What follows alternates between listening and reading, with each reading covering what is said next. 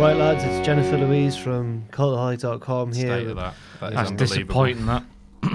Do the voice. You're actually really good at voices, Jack. Hello, it's Jennifer Louise from Cultaholic. Now do your Susie Kennedy. That was the Susie Kennedy. No, it wasn't. They've got similar accents. They're both from Glasgow. Jackosaurus Rex! That's a good Susie, yeah. Aye. So Jen's away today. She is away. We're here, though, for this She's week. poorly. She is poorly. She's hungover. She might be hungover. I don't know. It's Pat Patterson. As we're recording this, it's Friday. It was Pat Patterson last night, hosted by Inside the Ropes. And Pat took her out. Pat's got her drunk. Well, Jen can't hack it. She's got the flu. That's like the prosecution would say that. But in her defence, there is something going around. You've been a bit ill. I'm poorly Matthew's now. been a bit ill. I'm a sweaty mess. Genuinely, I feel dreadful. And you feel ill this week as well. Whee! You're not a particularly sweaty man. I don't know why I said that. No, I'm very clammy right now. Trust me. So we're doing This Week in Wrestling beginning September the 10th, I believe. That's right, yeah. 2018. Well, all the years we're going to look at various... I'll be honest, this is my first time presenting this one. I don't really know what's going on.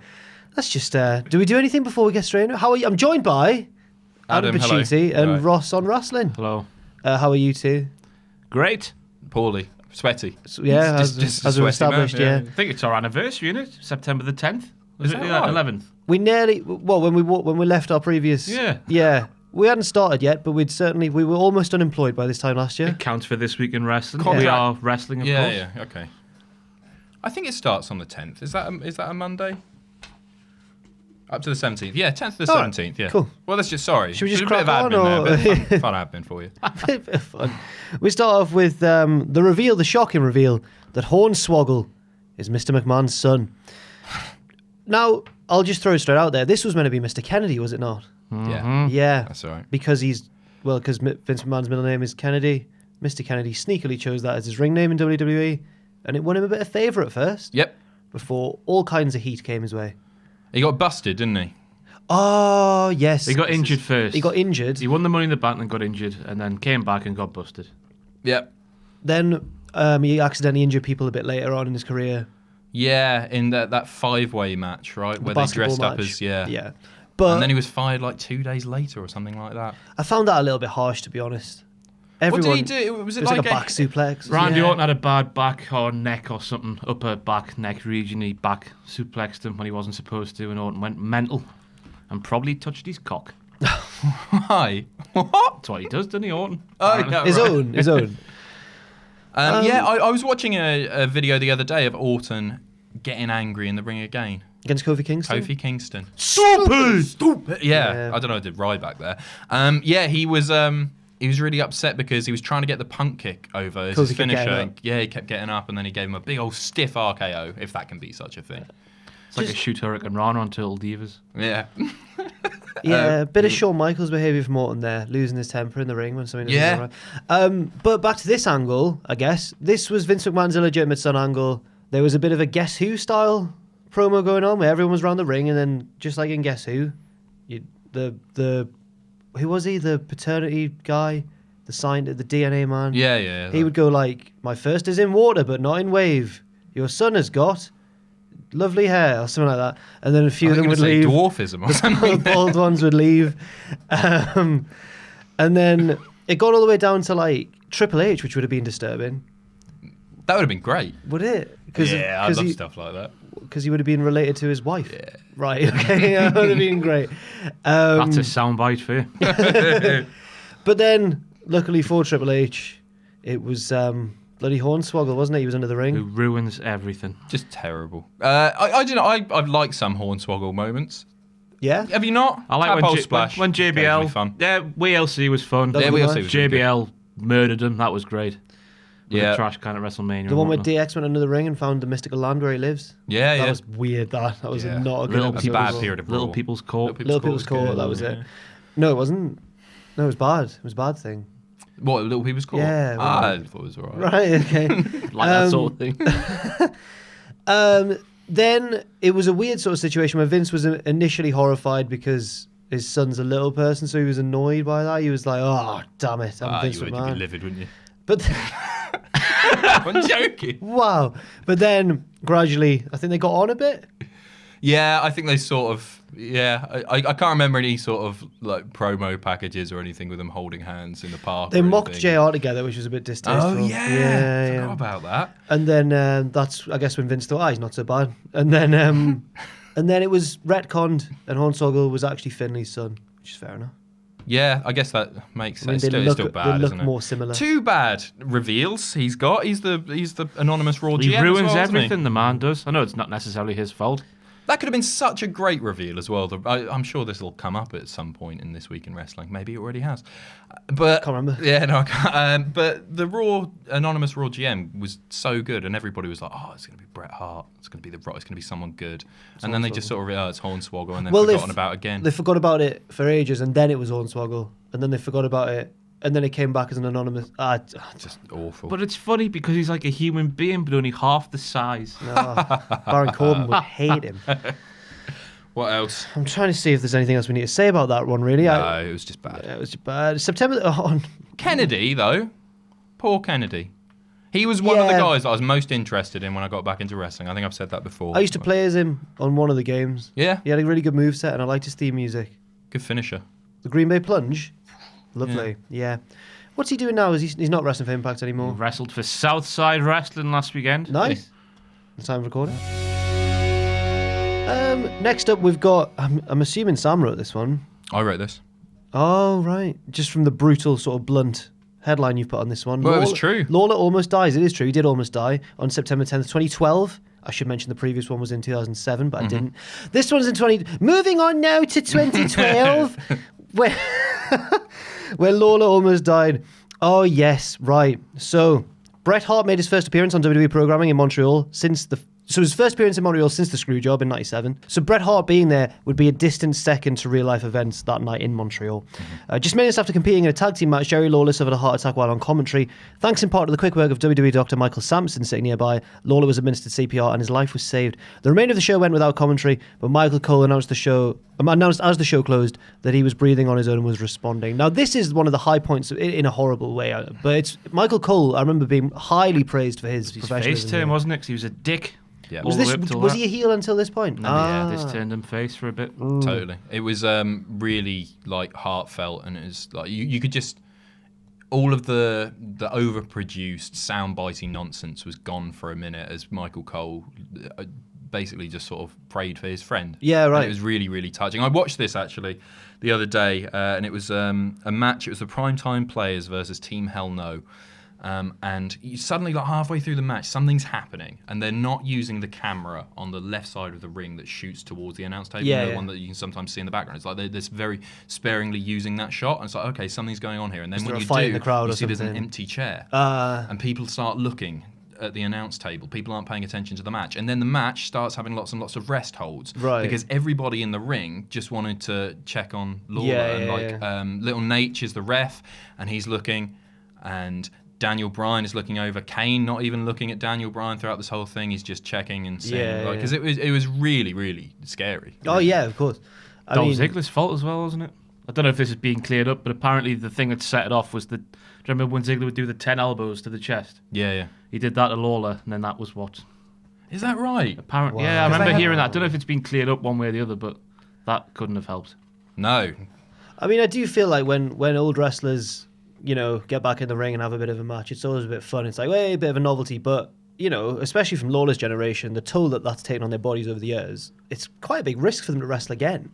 He was wrestling fairly soon after again. We'll never see him wrestle in the WWE, but he still wrestles to this day. Yeah. It's crazy. Soon after as well, on Raw, he was promoting burgers. No. They were having him eating big, sloppy, juicy burgers on Raw, which was like exactly what the heart needs after a big old heart attack. Fantastic. Moving on, and he was fine, so it's all good. Yeah, he came back a few weeks later, maybe a couple of months later. Moving on now to September 11th, 2005, TNA's best match ever. I've not read on to the next paragraph, but I can guess what it is. And it is. I'm correct. Wonderful. It's it's Velvet Sky versus... It's Sharmell versus Jenna Maraska, that's right. No, it's AJ Styles versus Samoa Joe and Christopher Daniels in a triple threat at Unbreakable. And yeah, I think it is pretty much unquestionably the best TNA match ever. The only one to ever receive a 5-star rating. Yes. Still to this day. From Dave. Which is insane, really. Considering the talent that they've had there and the number of years that they've been running, that's still... They've not, to be honest, they've not had as many... Their big singles matches, while good, were never on the level of like a big WWE singles match. So you'd have like Samoa Joe and Kurt Angle put on a really good match, but it's not a patch on like some of the big... Like you'd see like these days, a lot of WWE's pay-per-view main events being like the same level as like one of their matches. Yeah. But they were doing that style before WWE did, like the more legit strikes and stuff.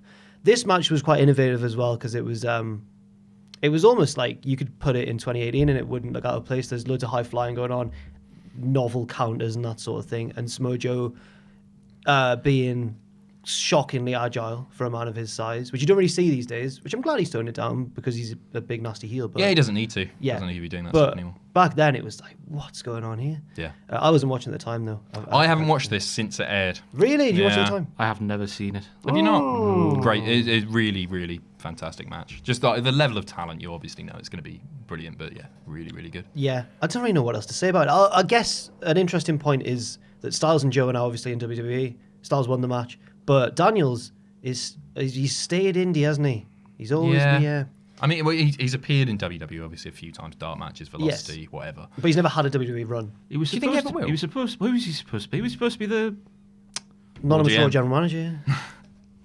It's me, Austin. What? That was going to be Daniels? Sure, he was one of the people rumoured to be when he first started. Him and Jake Roberts were the two names I remember. Nobody would know who he was. I think that's the point, though. Fresh character. I guess no one knew who Kane was when he. Yeah, true. along. Yeah, I never knew that. Yeah, sure, that's true. There's the Fallen Angel. Jake Roberts would have been great. Jake Roberts would have been fantastic. But maybe not in 1999, or 98, whatever it was. But it was Vince. Because he was on the... Yeah, of course it was. There you go. Have you seen the little funny meme thing that's going? You know that how people shove Vince shouting "It's me, Austin" into different situations. Saw a really good one recently. It's who's that Pokemon? And the guy guesses it's Pikachu, and then it goes, "It's me, Austin." And he goes, "Oh God, damn it!" No, it's very good.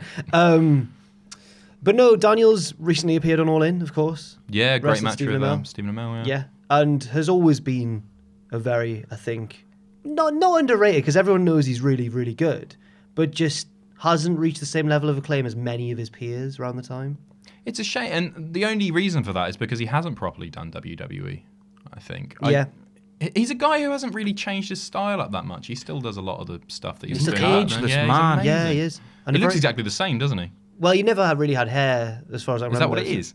Maybe. All people don't age. No, I think... No, Dave it's just Benson that... Phillips. That's another Hasn't prime changed. example, yeah. Another wrestler who's never really got the respect that he deserves. Austin looks the same. Yeah. Austin looked older when he had hair. Yeah, he did, yeah. Looked rubbish. But yeah, Daniel's very polite man. We met him. Yep. Were you there? Oh, he's proper polite. Nice bloke. Showed me to a locker room when I was looking for directions. It was really nice. Bless him, it was a good anecdote. Really good. I did an interview with him, and it was meant to be a shoot interview, but he conducted it entirely in kayfabe. I was watching the other day, Chris Daniels as Curry Man. Yeah.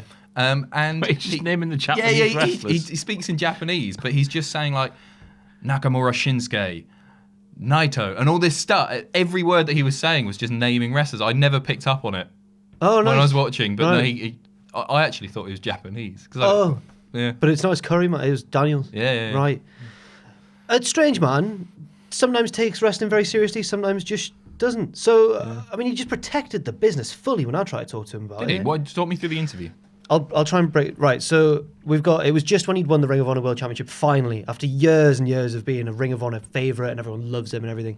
And then he won the belt in a match against, I think, Adam Cole. And Kazarian had just joined the Bullet Club. And Kazarian and Daniels had been like best friends for years. Yeah. But it was a double cross. Kazarian hadn't really joined the Bullet Club. He turned back good and he helped Daniels win. So I was like, oh, did you, a lot of these days, a lot of people think they know what's going to happen in wrestling, but that was a genuinely shocking moment. Did you like plan it that way, or was it just something that just came out like that? And he was like, no, myself and Frankie Kazarian, we knew we could outsmart the Bullet Club. We just knew it. And I was just like, oh, you lovely man. Next up, we're going to September the 13th, 2001 for the first televised sporting event after the World Trade Center attacks, obviously on September 11th, 2001.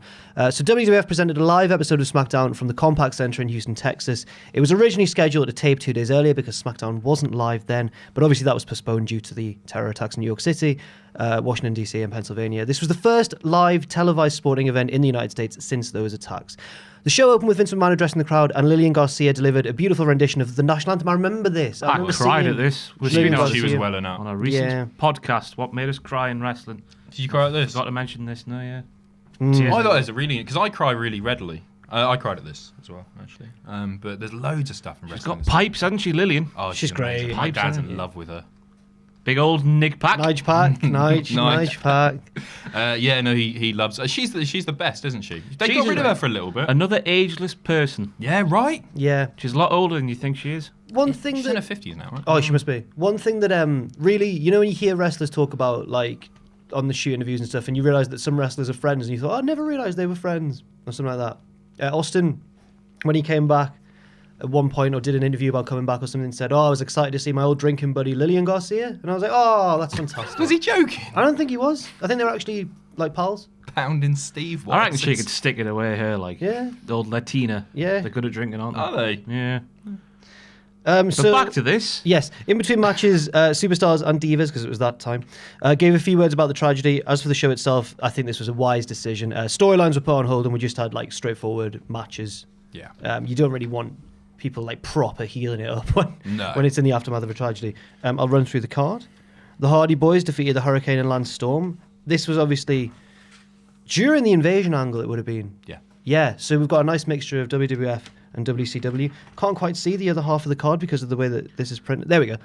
Rob Van Dam versus Spike Dudley. Chris Jericho versus Christian. The Rock defeated Shawn Stasiak in 3 seconds.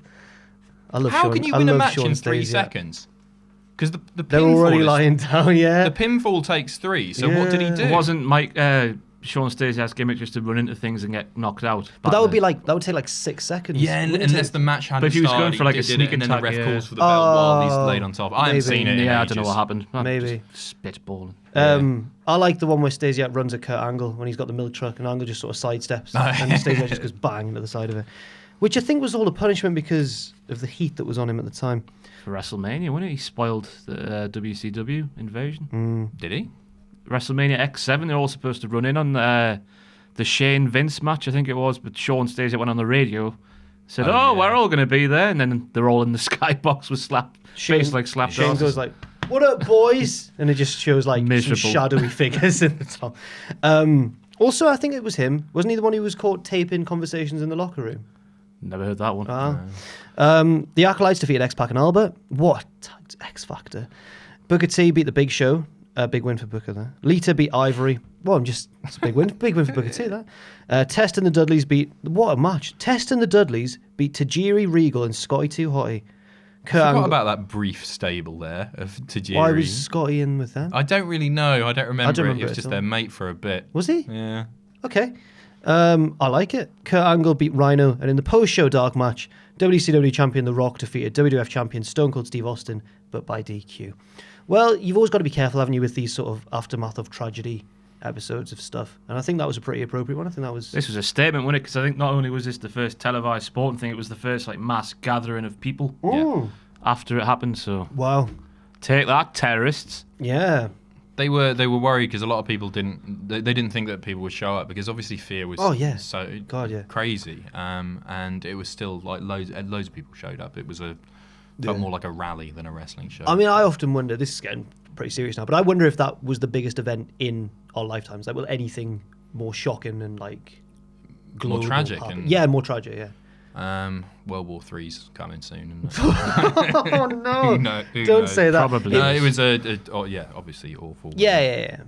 But I guess a fascinating moment in wrestling. This show. Yes, and then it would lead sort of, not that he didn't deserve it, obviously, but it led to Kurt Angle's next title run because he was the All-American hero and stuff, and it was great moments when he beat Steve Austin for the belt. So lovely.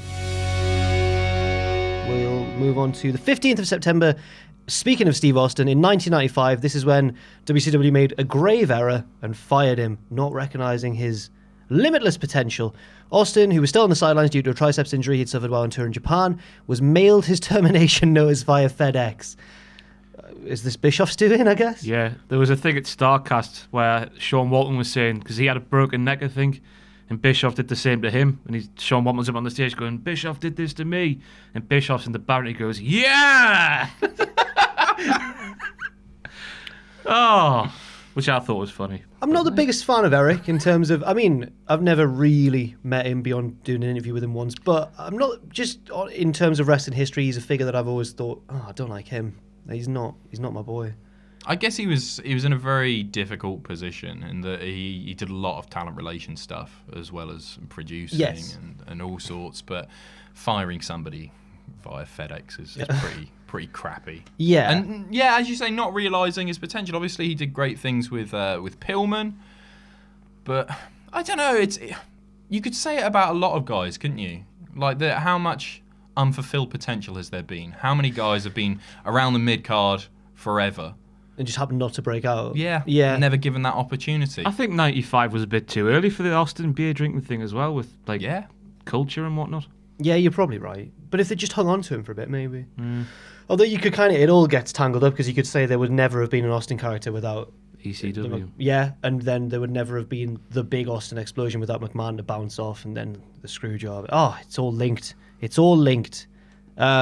Bischoff defended the firing of Austin via FedEx in a 2015 interview with Kayfabe Commentaries. Do you like the bloke off Kayfabe Commentaries? Sean. Do Yeah, I we like know him. him? He's very good at his job. I find him a bit sleazy, like. Yeah, but that's the whole thing, isn't it? Like the hoe bag and all that. Yeah.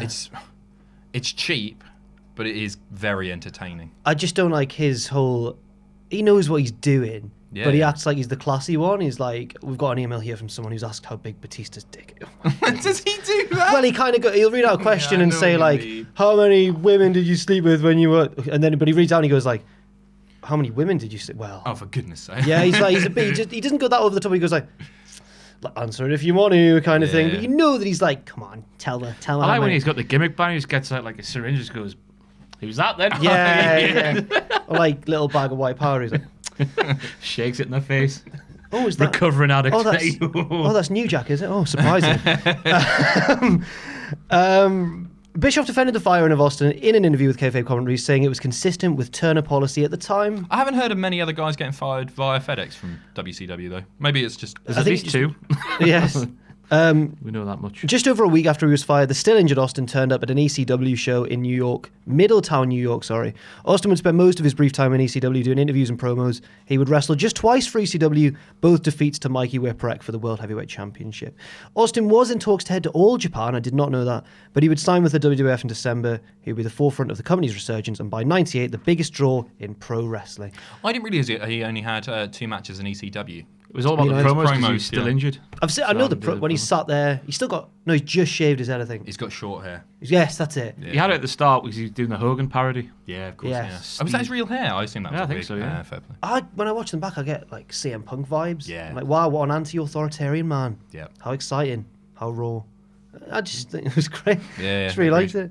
Didn't like hit the ground running as soon as he got into WWE. I mean, he was under the middle of the man and stuff, the ringmaster, but it was the apparently they used to the brawler. Used to do these long interviews as the ringmaster, and they would edit because Raw was taped every 2 weeks or whatever, and on the second week they would edit his stuff because it was making the boys in the truck pop so much. He says on his podcast. Oh, so he was, so the boys in the truck would laugh, but then sabotage him going forward and progressing until he said, "How lads, what are you doing?" How are you, lads? How are you? I'm Steve Austin. I'm Stephen Austin. I'm buddy Steve from Benwell. You dafties. You're being cheeky. Is are you being cheeky an insult elsewhere apart from in the North? No. He says that all the time. You're being cheeky. No, but I've literally never said, are you being cheeky? It's a very cheeky thing to say. It sounds like it would be, but I don't think I've said it. Not in the way that local cheeky little monkey, I say it. When they're like if you accidentally make eye contact with someone on the bus, you're being cheeky. What, and that mean? Is that like you starting, mate? Yeah. No, you're being cheeky, mate. Is that not a... Nah. Okay. I hope never. If never, because if somebody said that to me on a bus or something, you think they were coming on to you? Well, yeah, it's just like, oh, maybe a little bit. You know me. You got an autograph. Oh, you love it. We're going now to the 16th of September 2010, Linda runs for Senate. WWE announces via a press release that Linda McMahon has resigned from her post as Chief Executive Officer, effective immediately. Why? Here's to run for U.S. Senate. For U.S. Senate. The most expensive campaign ever, I believe. For anyone? Yeah, in the U.S. For What? running for that position, they spent more money. More than Trump, or the time? It probably have to be because of that wrestling. position. It Right, was okay. insane amounts of money. Well, she's on the something now. What is she Small now? businesses or something like that? Yeah. So Vince assumed the CEO title and duties to go with his position as chairman, a pair of titles he holds to this day. As for Linda, she would emerge as the Republican challenger to Richard Blumenthal, but would lose handily in the general election at 55% to 43%. Some abstinations there. Here it is. Look at this. An estimated 101 million. Jesus. Most money spent on a failed campaign for federal office in American history. We can blame wrestling. There's a book about this because it's all kicked off with Linda McMahon this week. Well, she's in there now. She is in there now, but there was some. You know what? I really don't know the specifics, and I don't want to get it wrong. But somebody leaked some information. Trish, was it? Trish. The Stratus. Oh no, I was doing an article the other day, and it was all kicking off because of Trish. You know when Vince made her bark like a dog. Oh right. And it was linked to Linda. Media's picked up on it or something. No, this is about. Is this in the New York Times or the New Yorker or something? New York Post, maybe. The article. I don't want to get the details wrong or anything, but something happened where some information has been leaked to the press, I believe, and there were rumours of Linda McMahon doing it, and she publicly denied it via Twitter. And I was going through her tweets just last night, and all of them are just like people just respond with gifs of Vince to every one of her tweets and have been for the past few weeks. But there's a book out about the connections between the WWE and how it got her into office. Really? Yeah, I'm gonna download it and read it. I actually included this one because Jen, for some weird reason, is a massive fan of Linda McMahon. Oh, I tweeted this. There's nothing more consistently baffling in wrestling than Linda McMahon pop. Go on. Every time she comes out, she gets a huge pop. The old WrestleMania theme plays, people lose their bananas. Linda's come to save the day. Who's she going to... It was like 2005 when Jim Ross gets fired. People go mental. Because you know when Linda comes out that Vince is getting overruled. You know that something good's going to happen. The babyfaces are going to get what they deserve. You know? They're gonna get I can't stand her. I think she's crap. She's really bad. A lifeless, voidless sack of potatoes. No, like... Which is ironic, of course, because it was fantastic when she was literally playing one of those and then kicked out. Yeah, when she stood up, that was an amazing moment. That's it, though. That's the only. That's it. I can't think of anything else. A lot of people... Jen loves the McMahons, generally, doesn't she? I don't get that. Vince is fascinating. Yeah. Shane, I really like, despite his recent run. I just think he seems like a nice bloke and a good dad. Bit of a chancer. You'd be cheeky. Stephanie is deplorable. Awful. Everyone says she's nice Start backstage, to finish. don't they? Horrible. Evil eyes. And Linda, as Ross says, is nothing. Steph is just Vince's daughter, 100%. Yeah. She's just Vince. But Linda, I don't know, there's a lot of affection from the Scots towards Linda. Jen loves her. Kenny loves her. There's wee Linda over there. Loves Do her. the Scots like Trump? 'Cause he's got a golf course there, hasn't he? It's like No, the Scots really don't like Trump. hate Trump. When he went there, the protests were bad. They are not Yes. fans. Right, let's... On a positive note, yeah? 16th of September. Oh, yes, 16th September 2011. Speaking of people who maybe have untapped potential and should be right in the main event scene, I think, anyway, WWE sign Claudio Linda Castagnoli, or Cesaro as he's known. Or Antonio Cesaro as he used to be known. He's had moderate success, I'd agree with that, winning the WWE Tag Team and United States Championships, but his most notable victory came at WrestleMania 30 as the winner of the first ever Andre the Giant Memorial Battle Royal. Isn't that weird? That's his most notable victory. I bet it was good, though. Picked up the Big Show. Yeah, chucked no, him don't over get the me top wrong. rope. It was a good match and everything, but as you say, it's just untapped He's a potential. sacrificial lamb he was back then. You heard Heyman explain why they paired him with him? Go on. Just so Heyman, because obviously Lesnar's not on a full-time contract, so when he beats The Undertaker, you need it reminded every single week that somebody beat The Undertaker at WrestleMania, so just to keep Heyman on TV, so you could say that, they paired him with Cesaro. Right. And he was a sacrificial lamb in that situation. So he did his job, technically, It's a but then it was just a weird one, yeah. Do you think he'll ever get to the main event scene? Do you not? I hope he does, but It's the language barrier in it, which is a shame. It's not his fault, is it? Unless they're pairing back with him. Understand everything he's saying. Yeah. Or pair But he's him just not very mouthpiece. with the microphone around. He's not very charismatic, is he? I remember think he is. I would disagree. I think he's really funny. And disconnect there for me. It's a bit... No, fair enough. I remember when him and Sheamus first had their series, and then it went to a draw, and then they were paired together, and I thought, I can't wait for this to be over, and then Cesaro will get a push. But they're still, to this day...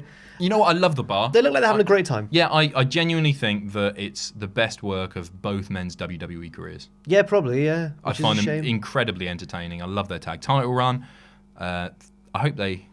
Never have a bad match, They're not going to be the New Day, are they? The annoying thing is, WWE know how good Cesaro is, and they know how over he is, because I remember the Raw after WrestleMania 32 in Dallas, there was a 4-way match to become the #1 contender. AJ Styles eventually won it, but there was a mystery 4th entrant, and it was Cesaro, and the place just... I know it's WrestleMania weekend, it's like smarky fans and stuff, but the pop for Cesaro is... And the fact that they booked him in that position with a secret thing, they know that he is... Because he's been out with injury, and then he came back.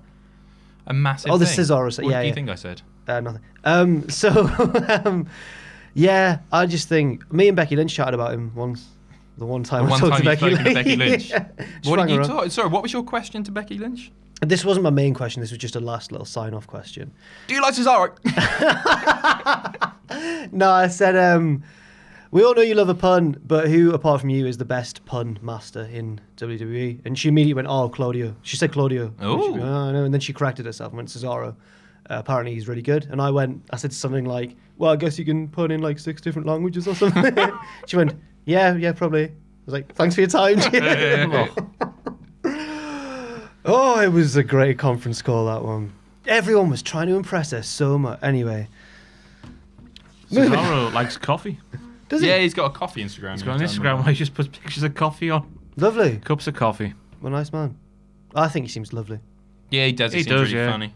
Yeah. And him and Sheamus are genuine mates, which is nice as well. Yeah, him, Rusev. Swiss Tony. The League of Nations minus Del Rio. Minus Del Rio. Oh, God, yeah, I forgot about Del Rio was in them. I totally forgot that Del Rio was in there. Yeah, they kicked Barrett out because he was the weak link, apparently. Yeah. Silly. Nonsense. And finally, on the 17th of September, 1986, sex. See, I've cocked this up.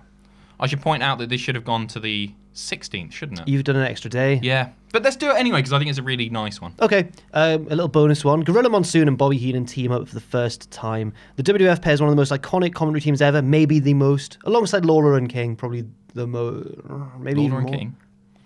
Lawler and JR. No, how embarrassing. Dear. Oh, humiliation. One of the most iconic teams ever. The most iconic team. I think so as well. Yeah. For the first time at a wrestling challenge taping in Salisbury, Maryland. That team was Gorilla Monsoon and Bobby the Brain Heenan. What a pair of chaps. Genuinely the funniest pairing ever, without a doubt. A lot of people talk about Ventura and Monsoon, but to me it's always been about... Will you stop? It's this pandemonium. No, I remember, right? WCPW, the one briefing I had before going on commentary with Simon Miller, I was told, be like Bobby Heenan. Easy job. Simon was told, be like Gorilla Monsoon. Easy. That was it. That's insane. Easy. That is... And of course we lived up to it. Yeah. Commentator of the year for you. The spirit of Bobby Heenan lives on in Ross. Just the best. Yeah. I was watching something the other day, which is after Monsoon passed away and Heenan is on Nitro. This is another wrestling moment that made me cry. Heenan is on Nitro, and he says that they're not going to call the Gates of Heaven in it anymore. That'll be called the Gorilla Position. And he's welling up. Apparently he had to fight to say that. Yeah, he did. Yeah. Wow. So, no, in fact, he was told not to say it, I believe, and then Schiavone just cut his thing short and said, "Oh, by the way, Heenan is." Fair enough. Can you imagine, being instructed not to talk about one of your best friends? Anyway. But that's one of the best things about them as well. You can tell that they're best mates. Yes, they're always So at each much other's fun throats doing and it. stuff, but they've got incredible chemistry. The Royal Rumble 92 when... It's the best call of all time, I think, that, from a singular commentator. Which one? Bobby Heenan, Royal Rumble 92. Oh, yeah. I thought you were going to say he's tried to escape through the barbershop window. It's so good. The thing is, as well, when you listen to old pay-per-views and stuff, or listen to them, when you watch them on the network, this is obviously an iconic team, but I really enjoy Ventura and Gorilla as well. I do really like that. Yeah, Ventura was very good at what he did. Obviously, I prefer Heenan. Yeah. Other favourite Bobby Heenan moments? the first Raw. Yeah, trying to get in the building. I like the one where it's on a WCW and they've got, I think, some kind of Japanese consortiums over. They sat at ringside with them. And they may have brought like a wrestler or two over as well, I don't know. But they sat at the announce table with these sort of Japanese businessmen and they offer them some kind of food or something. And Heenan's like, oh, yeah, thank you very much. Eats it. And then goes like spits it out discreetly. It's just the best comedy timing. It's really good. Also, the towel catch, Mr. Perfect. Oh, yeah, when he throws it back in. Flawless. His Hall of Fame speech is amazing as well. Yes. 2005. Yeah. Funniest one of all time. Gorilla was underrated as well because Heenan gets all the laughs because he's the funny one. Yeah. But Gorilla did a great job of being the straight man. Yep. And was a massive bloke. Do you know when he gets in the ring at the Royal Rumble one time? He's a huge guy. Yeah, he's massive. Yeah. I don't know what I was watching Vader's beat down of him quite recently, and he's like, he's up there with Vader. He's taller than Vader. Right. He's a massive bloke. Heenan gets a. The one thing that people critique Heenan for is the reveal of Hogan at Bash at the Beach '96 because. Was that Gorilla? What? Heenan. Oh, Heenan. Sorry. Yeah. God. Yeah. Yeah. And he questions, hey, Whose maybe side? Hogan's the third man. Whose side is he on? Yeah, whose side is he on? But the whole thing of Heenan, for the entirety of his career, was he was anti-Hogan. Yeah. And he hadn't been told about it either. Oh, right, The commentary team, weren't aware of it. So why wouldn't Heenan? I think it's really unfair of people to... Yeah. I mean, I think the fact that he's done commentary for so many years, and commentary is one of the hardest things to do in wrestling apart from wrestling itself. The fact that he's got one thing that everyone goes, oh, maybe that wasn't the best, but everything else everyone's got to say about him is like, true. He was fantastic. Yeah. And so was Gorilla. One of my biggest regrets, I think, is not getting like a photo or an autograph or something, or just chatting to his wife, Cynthia, is it? At WrestleCon. Oh, right. They were there, and I don't know. It was weird. Towards the end of Heenan, obviously, he had like reconstructive surgery on his throat. Yeah, a lot of health issues. It was just like, I don't know. He was a genuine hero of mine growing up. Still is. Like I love him tremendously, and I just wish I'd gone and spoken to him. Really, just such a sad death. Yeah, it was. But you know, it lives on because I think, as you say, they're probably the most iconic tag team, the most iconic commentary duo of all time. Now, unfortunately, we do have a few deaths to talk about on this day. Well, on September the 11th, 2010, Bastion Booger sadly passed away. I don't know too much, honestly, about Bastion. I know how he got released from WWF back in the day. No, he complained to a producer backstage that he wasn't getting booked enough. So the producer said, why don't you go and see Vince McMahon and say you're unhappy? And then he went. Apparently, Vince McMahon said, if you're unhappy, just leave. Oh, and he left. No. That'll show him. What else did he do? He was Fry Ferguson. Yeah. What was his name? Norman the Lunatic in WCW. That's all I know. There you go. Sapphire passed away sadly on September 11th, 96. Dusty Rhodes' valet. Yes. For a short time. Part of just, I mean, obviously this wasn't the high point of Dusty's career. He was deliberately trying to make a joke out of him. Yeah. And he just rose above it all and just owned it, and it was fantastic. And she was part of that. She, was a part of his sort of lovable entourage. Yeah, really fun to watch. Yeah. Apparently a really nice woman as well. Really? Yep. That's lovely.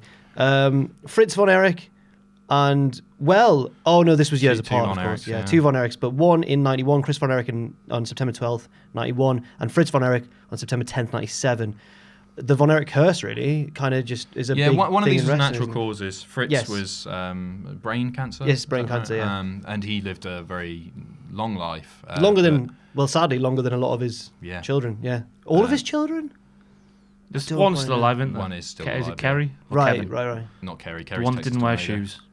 Yeah, Kevin. Right. And then Chris, gunshot wound. Yeah. I mean, it's a strange... The Von Erichs are one of the most fascinating... And honestly, I don't think I've read enough about them because they're a fascinating wrestling family. Yeah. And a tragic one as well. I was watching back... I'm going to get this wrong. It was a SummerSlam, I think. Yeah. And it was a 6-man tag. And the part when Kerry Von Erich comes out as Texas Tornado, he was so over. And he's massive. Yeah. He had everything he needed to be really big. He had the look. He was really good in the ring. Yeah. Very sad. Very sad. Yeah. But luckily, and I wish Jen was here for this because she bloody loves it, it's time for some birthdays, as she says. She loves a birthday. I think Jen's one of those people who it's not just. Do you think she's one of those people who? Because I know someone who loves it when it's your birthday, but when it's her own birthday, she's also called Jen. She doesn't really like it when it's her birthday. Oh right. I wonder if Jen's like that, or whether she also loves her own birthday. I'm pretty sure she told me once that she has a birthday month. Yeah, that's ridiculous, Jen. I mean, each week she's on this, she claims she has more years than she actually does, which suggests to me she loves it. What? She couldn't work out that she wasn't 37 a few weeks ago, bless her. Rosh is clearing will you stop? On September 10th, we have, oh no, the ages aren't written down. I'm just going to say happy birthday to each of these lads, I guess. So on September the 10th, we have Don Morocco, magnificent Don Morocco. Which one is it? Magnificent Don Morocco, an early legend in WWE. Matt Morgan, the Blueprint.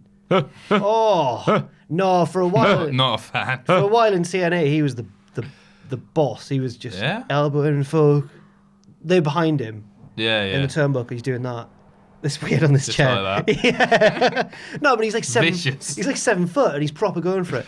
I remember briefly getting back into TNA when it was like Challenge or whatever TV, and seeing Matt Morgan and thinking, wow, he's a lot generic. better now. No, he's not. He's good then, I swear. Yeah, he was. Everyone's got a generic wrestler that they actually like and think they should have gone further. Who's yours? Matt Morgan? Bull Buchanan. Bull? I agree with Bull Buchanan. Yeah, Bull was great, wasn't he? He was good in the ring as well. WrestleMania 2000. Chuck Palumbo I always thought was all right. Oh, no. Not in the biker taker rip-off gimmick. In Billy and Shaw? I don't know where. In Maybe not. The perfect event in WCW with Stasiak. Yeah. They got trapped in tanning beds once. Did they? Yeah. There was a weird tag teams in WCW around that time, because I remember some of the first tag teams I ever remember were Palumbo and Stasiak and Jindrak and O'Hare. Mark Jindrak and O'Hare was going to be my answer to that question. The underrated fellow who should have been further than he was. He had a lot of demons, didn't he? Sadly. Trevor Murdoch as well was born on this day in 1980. Great character. Who was it? Caden Murdoch. Yeah, I never really got it. I liked their gimmick. What a was lot. it? Because I was Texas too young. Southern boys, sort of biscuits and gravy, but not comically. Just NWA style. We're gonna batter everyone. Yeah, maybe sort of a revival-ish. Oh, sorry. Maybe a sort of revival-ish thing, but they were pretty legit, hard-hitting sort of. He was the Stan Hansen of the pair, but not as good. It always baffled me how he made it to the top main roster back then, because like his body didn't belong there then. No, not to be harsh. It's just the way it was. Stood out. Good character, ugly man. He was, but no, it played into his character. It was really good. He looks like the sort of bloke who would chew tobacco and kick your ass. That's a good thing. That was so porridge. Somebody send this to Trevor, please. Please don't. September the 11th, 1965. Guess who entered this world? The Advocate, Paul Heyman. Do the whole speech. No, go on. But Heyman, for me, is, alongside Heenan, probably the best manager of all time. It's interesting. I went to an Inside the Rope show with Heyman, and he said that he wants to be called an advocate because he wants to be the best at whatever he does. And if he's a manager, he can't be the best manager because that's Bobby Heenan. Heyman's got a dangerous charisma, man. He's amazing. Like I went to I think a different show on the same tour. You go to the Glasgow one as well, and in that room, if at the end of the show Heyman had gone, right, we're all going to storm the town hall and bloody take over, people would have done it because he's that sort of dangerous. He had the whole room believing that the streak ending was a. What was it? It was a work. It was a work. A shoot. Pinned him. Well, maybe Brock Lesnar held down the Undertaker and stuff. One bloke in the crowd's like, bollocks! And gets chucked out. It's just like he kept going, kept mouthing off to him, and like he was going to win. Henry came in late to that show. I let him in and stuff, and he came over and stood next to me, and he was like, "What have I missed?" And I was like, "Heyman just told everyone that the streak ending was a shoot," and Henry just said, "What a worker." Heyman's great. I noticed a little thing the other day. I've been watching quite a lot of Brock Lesnar recently, mainly for a big Hell in a Cell thing we're doing, but also I saw a few odds and ends of Brock Lesnar matches, and at the end of when he beats Goldberg at WrestleMania 33, Heyman does something that I've noticed quite a few times whenever Lesnar wins.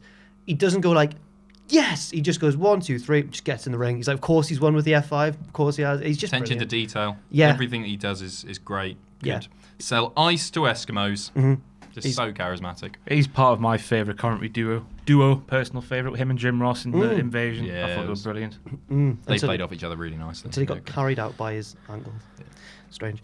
On September 12th, Road Warrior Animal 1960. Who fell off his bike at All In. Did he fall off it? I saw him turn up. He rocks up at the start. It's part of being the Elite, the most recent one as well, recording this, to peel back the curtain. And he's just sat there at the bottom, revving his bike or whatever he's doing, and they're speaking to him down from the stage. And just hear, whoa! And it's Cody turns around and goes, did you get that on camera? And I'm like, yeah, and start laughing a little bit.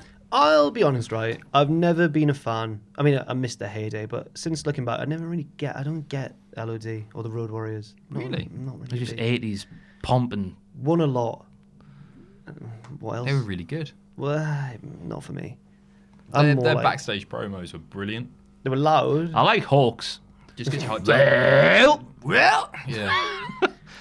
Tell them, Hawk. Yeah, I just think they're cool. Fair enough. Really cool. I like their hair. Their moveset, the Doomsday Device, is one of the best tag finishers ever. Yeah. Without a doubt. Sometimes Dangerous as sometimes, hell. yeah, you're like, ooh. Yeah. Yeah. No, I loved him. Heidenreich. Heidenreich. He was in there. The third member of the Legion of Doom. And Yeah. But mainly fantastic. Hawk. And this man, happy birthday. Yeah, happy birthday, Animal. To Animal. Also, my favourite Muppet is Animal. Is that right? Yeah. Ross. The drummer is mine. Animal. Yeah, It's it's Animal, yeah. I don't know my name. September 13th, Baron Corbin's birthday in 1984. Tall.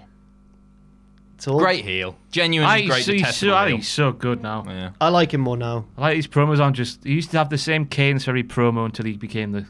whatever, Constable. And acting GM at the time of recording. Although who knows what's happened in the weeks since. Anything can happen in the World Wrestling Federation. Linda could be back, taking over. I like his move when he slips out the ring, quickly runs around the other side, goes back in, around the corner. He's got a very pretty move set for a heel, hasn't he? Yeah. Oh, he's got two class Deep Six. Deep Six is brilliant. Yeah, and End of Days is almost as brilliant. I prefer Deep Six, actually. Yeah, I prefer Deep Six as well. No, he's very good. Yeah, I'm glad that he's came into his own. September 15th, calm down, but holla, holla, holla, holla, player, player. In 947, guess whose birthday it was? Teddy Long. One of the funniest men. Unintentionally, maybe, but one of the funniest men in WWE history. Really good GM. Never did anything like especially groundbreaking. Just a really likable character. Made a lot of tag meme matches. machine. Yeah. Before memes were really a thing. Yeah. Guess who's a big fan in the office of Teddy Long?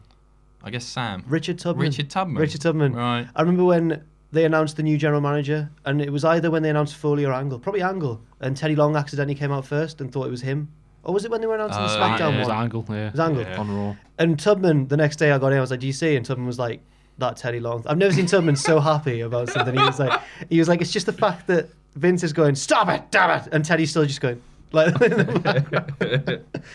turned heel a bit once when Taker, he screwed Taker. Is this when he was with Oksana? Maybe. Sort of heely. He was heel back in the day with Rodney Mack. Yes, he was. I forgot all about that. Controversial. Bloody Rodney Mack. And finally, also on this day, in 1954, Adrian Adonis was born. An underrated, potentially underutilized man, I guess, in the late 80s sort of WWF era. I remember hearing something about how he wasn't... People just genuinely didn't like him or something backstage, or they didn't like... I can't exactly remember what it was, but there was something about him that hindered his career. Oh, right. But it was just one of those things where he might have got heat for an unfair reason. Okay. And it always hindered him. Or maybe it was that the fans genuinely hated him. Oh, people really, really hate it. Especially in that time, any sort of flamboyant sort of... a lot of crowds, especially where they were running, would have been homophobic, and they just detested the guy. Carrying on the tradition that dates back to like Gorgeous George, Adrian Street, Adrian Adonis, which I suspect may have been named after Adrian Street, potentially. Yeah, possibly, yeah. Yeah. I think when you go back and watch, I think he was potentially a bit underrated in the ring. He wasn't Ricky Steamboat, but he was, all right. And I think a fantastic heel and could have maybe been used a bit better. But back then, would they have used him in a sensitive way? I don't know. No, I don't think they would. I think they got what they could out of him. They had big names beat him. He was in big matches. Yes, he was. Big feuds. And he was a believable opponent to the guys that he was in the ring with. Yeah. He did pick up wins. So, yeah. Was he in the Wrestling Classic? I seem to remember him being in the Wrestling Classic. Not sure. Okay. But yeah, that's all of the birthdays, and that was This Week in Wrestling. Thank you very much for watching. I've been Jack, from Cultaholic, but don't fear, because Jen will be back like when she's feeling better. Next week. Or She'll maybe be back next maybe week. even right, okay. 100%. You can't say that. 100,000%. Unless Pat Patterson takes her out again, gets her a bit too drunk. I don't know that actually happened. I'm just making that up. So I've been Jack. You can follow me on Twitter if you want at Jack the Jobber. I've been a sweaty mess at Adam Pacitti. And I've been a sweaty mess called at Ross on Wrestling. Thank you once again. And never forget, of course, if you haven't already, to hit subscribe and to join us